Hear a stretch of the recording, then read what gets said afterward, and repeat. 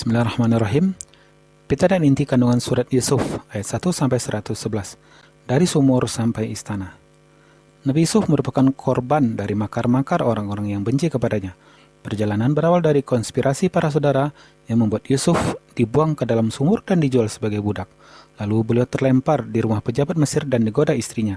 Yusuf kembali jadi korban persekongkolan para pejabat hingga dimasukkan ke dalam penjara.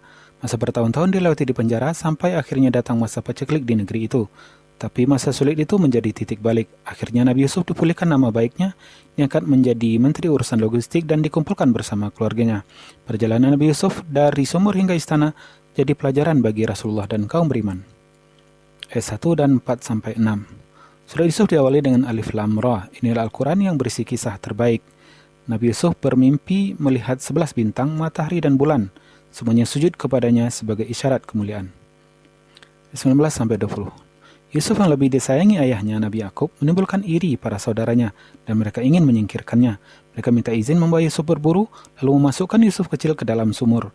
Mereka menemui sang ayah di saat hari gelap dan menyebut Yusuf telah diterkam serigala. Nabi Yusuf dibawa kafilah dagang dan mereka menjualnya dengan harga yang murah.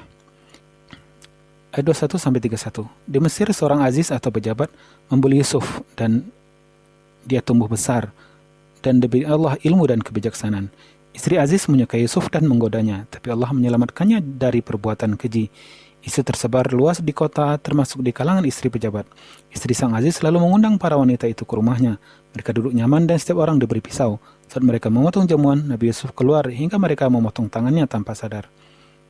Ayat 35-36. Setelah itu Nabi Yusuf dimasukkan ke dalam penjara dan bertemu dengan dua orang. Seorang mimpi memeras anggur dan seorang lagi mimpi membuat roti di kepala dan burung memakannya. Mereka minta pendapat Nabi Yusuf karena melihatnya orang baik. Ayat 37-42. Tapi sebelum takwilkan mimpi itu, Nabi Yusuf berdakwah bahwa ilmu yang dia terima diajarkan oleh Allah. Nabi Yusuf mengaku mengikuti agama Nabi Ibrahim yang bertauhid dan tidak musyrik. Karena syirik itu tidak pantas di atas banyaknya nikmat Allah. Nabi Yusuf berdakwah pada mereka tentang Allah sebagai pencipta semesta dan manusia. Dan takwil mimpi mereka, orang yang memeras anggur akan melayani raja, seorang lagi akan mati disalib. Kedua takwil itu akhirnya memang terbukti. Kepada yang selamat, Yusuf minta agar kasusnya disampaikan kepada sang raja. 43-57. Raja Mesir bermimpi tentang 7 sapi gemuk dimakan 7 sapi kurus, dan ada pula 7 tangkai gandum yang hijau dengan 7 tangkai lain yang kering kerontang. Sang raja bingung, tapi tidak ada yang bisa memahami mimpinya. Dalam situasi itu, sadarlah kawan Yusuf yang dulu mimpi memeras anggur. Ia lalu pergi ke penjara dan menemui Nabi Yusuf untuk minta penjelasannya. Nabi Yusuf menyampaikan agar mereka menanam 7 tahun dan berhemat demi 7 tahun paceklik berikutnya. Sang raja minta Yusuf dihadirkan, tapi Nabi Yusuf lebih dahulu minta agar nama baiknya dipulihkan. Sang raja mengangkat Nabi Yusuf sebagai pengelola logistik negara karena ia seorang yang mampu dan terpercaya. Ayat 58-79. Saat musim paceklik datang, para saudara Yusuf pergi ke Mesir. Yusuf mengenali mereka, tapi tidak sebaliknya. Nabi Yusuf minta mereka membawa saudaranya Bunyamin bila datang kembali. Bila tidak, mereka tidak akan mendapatkan jatah makanan. Sesampai di rumah, para saudara Yusuf membujuk ayahnya. Nabi Yakub minta mereka menjaga Bunyamin. Saat mereka kembali ke Mesir, Nabi Yusuf menemui Bunyamin dan memberitahu siapa dirinya sebenarnya. Saat hendak pulang, Nabi Yusuf mengatur siasat agar Bunyamin tinggal dengan tuduhan melakukan pencurian sukatan raja.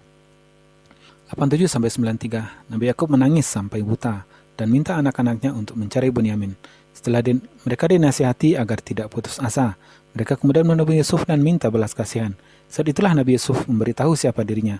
Yusuf memberikan bajunya untuk diberikan kepada sang ayah, agar penglihatan sang ayah kembali seperti semula. Dan dia meminta agar semua keluarga mereka dibawa ke Mesir. 99-100. Seluruh keluarga Yusuf akhirnya datang ke Mesir. Nabi Yusuf menempatkan orang tuanya di singgasana. Para saudaranya sujud. Inilah tafsir mimpinya di masa kecil dulu. 111. Kisah Al-Quran adalah kebenaran, jadi petunjuk dan rahmat bagi kaum beriman.